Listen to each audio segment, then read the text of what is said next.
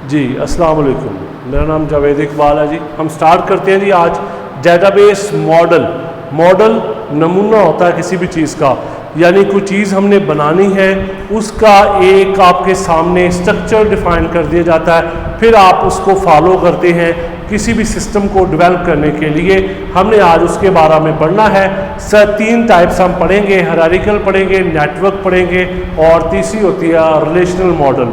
सबसे पहले जी हायरार्किकल आ गया जी। ये फंक्शन के लिहाज से लिमिटेड होता है, इसमें हमें ज़्यादा फीचर्स अवेलेबल नहीं होते, ठीक है, इस वजह से ये कम इस्तेमाल होता है, पुराना था। वो कहता है जी अरेंज रिकॉर्ड्स इन, ठीक है, हायरार्की मतलब एक ट्री, एक सीढ़ी की तरह होता है ये, लाइक ऑर्गेनाइजेशनल चार्ट, ठीक है। ये देखिए ज़रा, ये हमारे पास है पहले नंबर पे टॉप मोस्ट पे, ये रूट होती है, इसको हमने क्या कहना है, रूट कहना है। उसके बाद ये उसके 2 सब आ गए, चाइल्ड, इसको आप पेरेंट कह लें, ये 2 चाइल्ड आ गए उसके, ठीक है। और फिर इन दोनों में से हम एक को आगे डिवाइड कर सकते हैं, ये इसकी फंक्शनैलिटी है।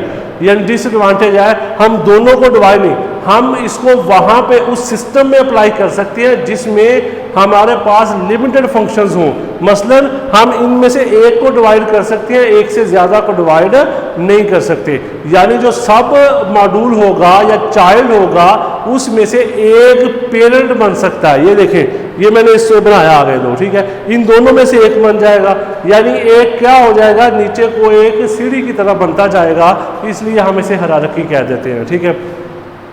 वो कहता है ईच रिकॉर्ड कार्ड नोड या सेगमेंट, इसको आपने क्या कहना है, नोड कहना है या फिर क्या कहना है आपने, सेगमेंट, हिस्सा, ठीक है, जो कि किसी एंटिटी को जाहिर करेगा, ठीक है। मसलन जी हमारे पास एक कॉलेज है, ये कॉलेज आ गया, ये स्टूडेंट, ये टीचर, स्टूडेंट में फर्स्ट ईयर सेकंड ईयर, ठीक है जी।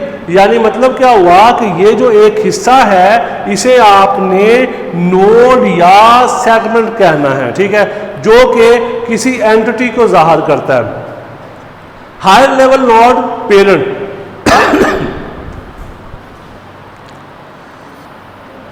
जो हायर लेवल होगा वो पेरेंट कहलाएगा, जो लोअर लेवल होगा वो नोड कहलाएगा, ठीक है जी। हायर लेवल और लोअर, हायर को पेरेंट कहना है, जो मसलन ये हायर है ये पेरेंट है, ये दोनों लोअर है, ये क्या है, चाइल्ड है। चाइल्ड में से एक दोबारा पेरेंट बन जाएगा और फिर ये उसके 2 चाइल्ड होंगे, ठीक है।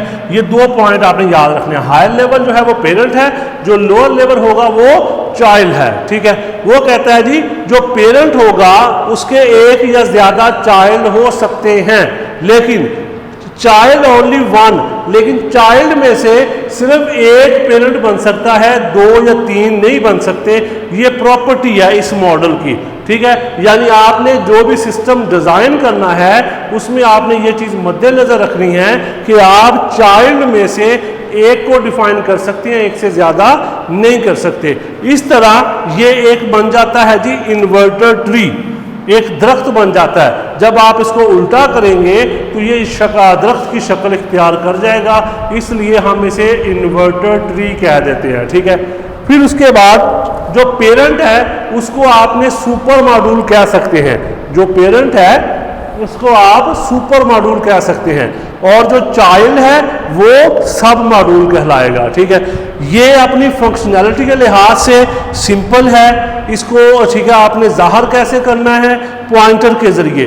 यानी इसको आपने जब आपने रिप्रेजेंट करना है आपने पॉइंटर, ये देखें ज़रा, ये आपको नजर आ रहे हैं, ये पॉइंटर्स हैं, इसके जरिए ये प्री डिफाइन होता है। यानी मतलब हमें एक पहले से सिस्टम नजर आ रहा है, हम उसमें अपनी मर्जी से ऐड नहीं कर सकते। इसकी परफॉर्मेंस जो होती है वो ज़्यादा होती है, लिमिटेड है ना, छोटा सिस्टम है, इसलिए परफॉर्मेंस अच्छी होगी। डिफ़िकल्ट टू रीऑर्गेनाइज, अगर हमें इसे दोबारा से करना पड़े तो वो हमारे लिए मुश्किल काम है, ठीक है, इस वजह से हम उसे आसानी से कर नहीं सकते। डिफ़िकल्ट टू रीऑर्गेनाइज, ठीक है, वो कहता है। और जो सबसे टॉप पे होगा उसको आपने क्या कहना है, रूट कहना है, ठीक है, ये सबसे ऊपर वाला हिस्सा होगा, ठीक है, ये वाला, ये रूट है, ठीक है जी। ये पहला मॉडल है हायरार्किकल। इसके बाद उन्होंने बनाया जी कौन सा, नेटवर्क, वो भी इसी तरह का है, लेकिन उसमें चेंज है थोड़ा सा। क्या चेंज है, हमने यहाँ पे कहा था चाइल्ड में से एक बन सकता है पेरेंट, उसमें आप जितने मर्जी बना लें, आपके ऊपर कोई रिस्ट्रिक्शन नहीं है, ठीक है। तो उसको हम क्या नाम देंगे, नेटवर्क। नेटवर्क से आपको जाहिर हो रहा है कि वो क्या होगा, वो आपस में सारे क्या होंगे, कनेक्ट होंगे। वो कहता है सिमिलर टू हायरार्किकल, यानी उसी की तरह काम करता है। लेकिन वो कहता है इसमें जो रिलेशनशिप होता है वो प्री डिफाइन होता है, यानी इसे पहले से बना होता है, ठीक है। मतलब एक चीज बनी होती है पहले से, वही होगा। वो कहता है चाइल्ड हैव मैनी पेरेंट, जो चाइल्ड होंगे वो एक से ज्यादा पेरेंट हो सकते हैं। चाइल्ड रिप्रेजेंट विद एरो, आपने उसको कैसे शो करना है, एरो के साथ शो करना है, ठीक है। इट इज मोर फ्लेक्सिबल, ज्यादा फ्लेक्सिबल है उससे।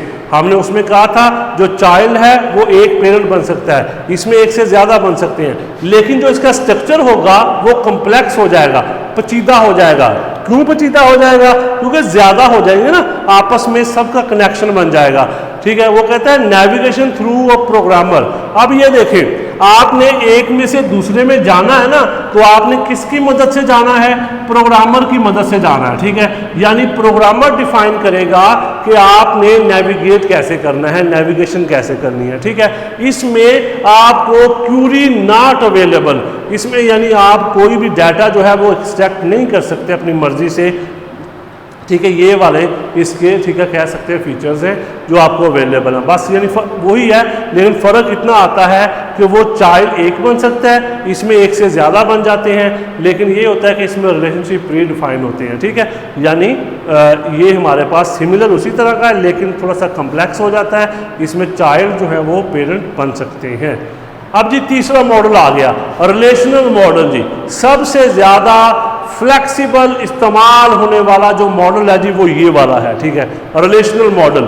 इसको पेश किया था डॉक्टर E.F. कोर ने, 1970 की बात है। इसने 12 रूल्स पेश किए थे। अगर आप उन 12 रूल्स को फॉलो करते हैं तो आपकी जो डेटाबेस कहलाएगी वो कहलाएगी RDBMS, relational database management system. वो 12 रूल्स इसने क्या किया, इसने इस मॉडल की जो बेस बनाई ना वो रिलेशन या टेबल बनाई। यानी इसने जो बेस बनाई ना वो टेबल या रिलेशन बनाई। टेबल या रिलेशन क्या होता है, टेबल रोज एंड कॉलम का इंटरसेक्शन होता है, ठीक है जी। आपने देखा होगा कई दफ़ा हम इस्तेमाल करते हैं, ये जैसे सेट नहीं है, मैथ में आप लोग सेट पढ़ते हैं, उससे इसने अखज़ किया था। टेबल इस तरह का होता है जी, ठीक है। ये इसमें हमारे पास आ जाएगा, ये उसके कॉलम आ जाएंगे, ठीक है, और आगे यहाँ पे रिकॉर्ड आ जाएगा, ठीक है। ये टेबल का नाम इधर आ जाएगा, ठीक है। यानी कि पूरा टेबल कहलाता है।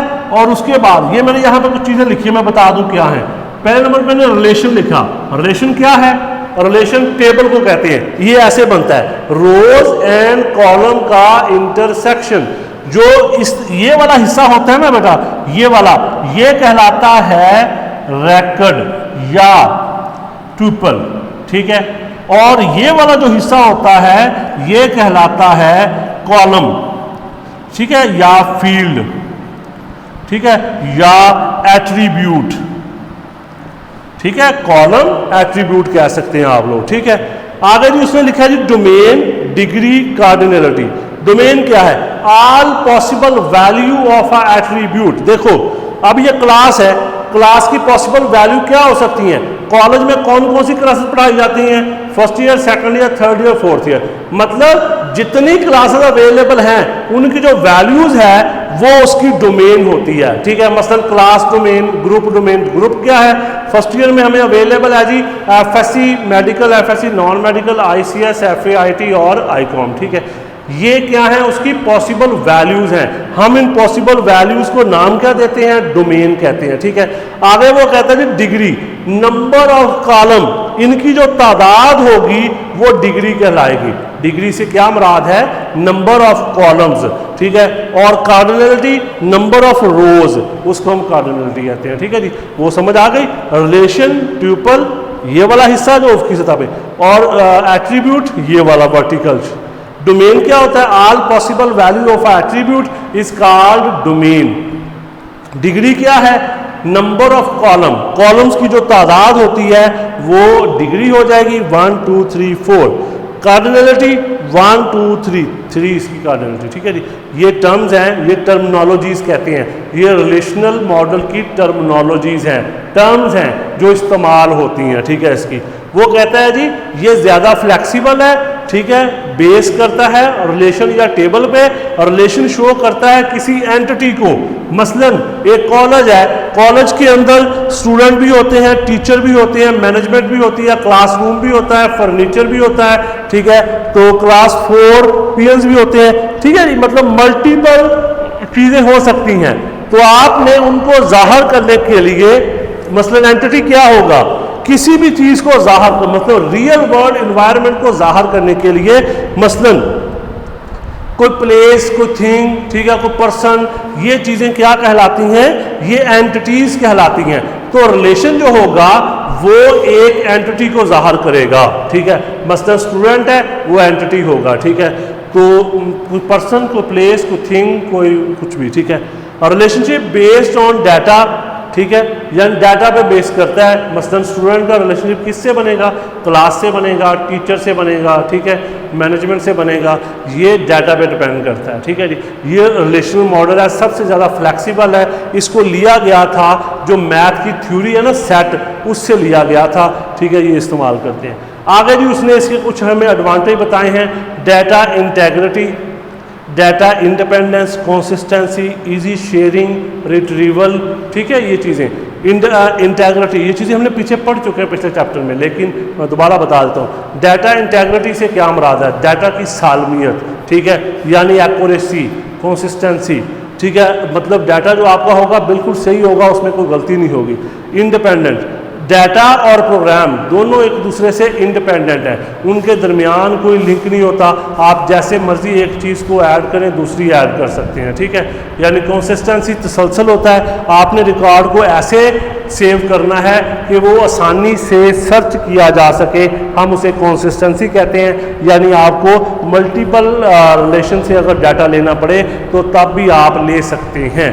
इसके बाद इजी शेयरिंग, अगर आपने डाटा शेयर करना है यानी किसी दूसरे के साथ तबादला करना है, वो भी आप कर सकते हैं आसानी के साथ, ठीक है। ये रिलेशनल मॉडल में होता है। बस ये फ़र्क ये है कि ये उन सब से ज़्यादा कम्प्लेक्स होता है, ठीक है, लेकिन इसके फ़ायदे बहुत सारे होते हैं उनके मुकाबला में। हम जिस तरह का मर्जी सिस्टम इसमें एडजस्ट कर सकते हैं। सबसे ज़्यादा इस्तेमाल होने वाला ये मॉडल है, इसको डॉक्टर E.F. कोर ने पेश किया था, जो कि 12 रूल्स पे मुश्तमिल था, ठीक है जी।